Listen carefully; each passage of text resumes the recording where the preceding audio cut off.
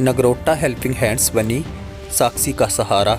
नगरोटा बगुआ के सिहोंड गांव की एक गरीब परिवार की लड़की साक्षी, जो नगरोटा डिग्री कॉलेज में बीएड की लास्ट ईयर की छात्रा है, जो कुछ दिनों पहले घास काटने के लिए एक पहाड़ी से लगे एक पेड़ पर चढ़ी थी कि अचानक वहां से काफ़ी गहराई में गिर गई। पहाड़ी से गिरने के कारण साक्षी की रीढ़ की हड्डी में काफ़ी क्षति पहुंची है और सिर पर भी काफ़ी गहरी चोटें आई हैं। प्राथमिक उपचार के लिए साक्षी को टांडा ले जाया गया, वहां से डॉक्टरों ने उसे पीजीआई रेफर कर दिया गया। साक्षी का इलाज पीजीआई चंडीगढ़ में चल रहा है। साक्षी एक गरीब परिवार से संबंध रखती है, जिनकी माली हालत ठीक नहीं है। जब इस घटना के बारे में नगरोटा हेल्पिंग हैंड के फाउंडर परवेश शर्मा को पता चला तो उन्होंने साक्षी के परिवार से संपर्क किया और नगरोटा हेल्पिंग हैंड के फाउंडर परवेश शर्मा ने बताया कि 8 से 10 घंटों के बीच में साक्षी के इलाज के लिए लगभग 1.5 लाख रुपए की डोनेशन इकट्ठा कर ली गई। उन्होंने बताया कि साक्षी के इलाज के लिए 7 से 8 लाख रुपए की जरूरत पड़ेगी।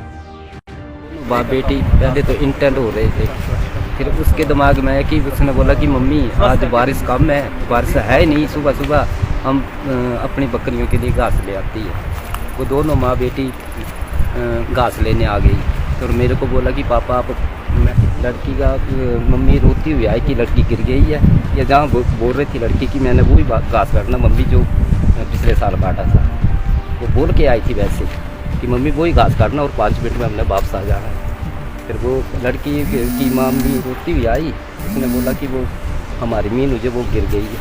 तो मैंने तो सोच लिया कि वो जान से बोल रही थी, बस वो बच नहीं सकती है। फिर मैंने ये सोचा कि बच नहीं सकती है।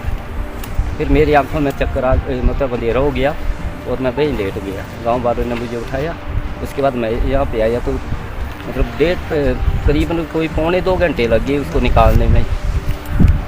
1.25 घंटे लग गए उसको निकालने में। जब मैंने उसकी हालत देखी तो मैंने सोचा ये बच नहीं सकती है, लेकिन हम उसको फिर भी हम जब घर पहुँचे तो हमारे घर वाले जो गाँव की लड़की थी उसको पहले ही टांडा ले गए। जब हम घर से निकले थे उन्होंने टांडा पहुँचा दिया था, मतलब जो लड़का था उसने 8-9 मिनट में ही टांडा में पहुँचा दिया था उसको।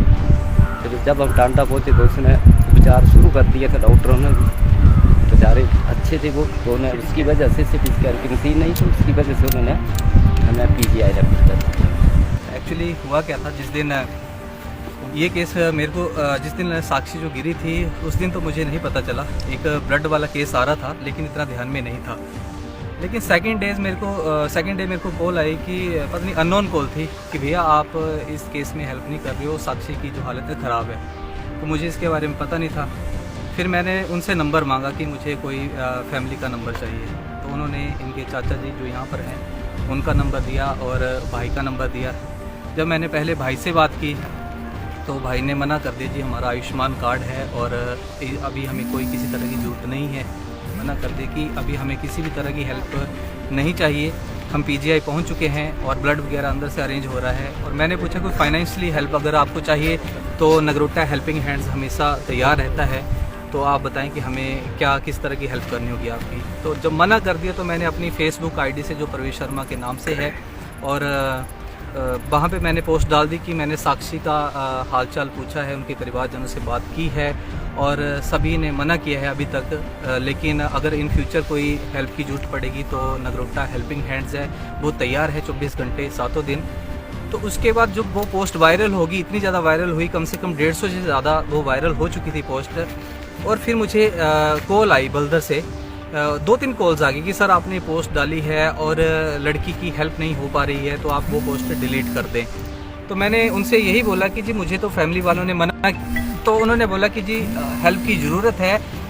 आप पिछले कल 2.5 लाख तक की हेल्प हो चुकी थी और आज के टाइम में तारीख अभी जो हमने स्टेटस चेक किया है बैंक से तो 4,21,000 प्लस डोनेशन आ चुकी है खाली एक अकाउंट में जो पीएनबी वाला है साक्षी के जो चाचा जी का।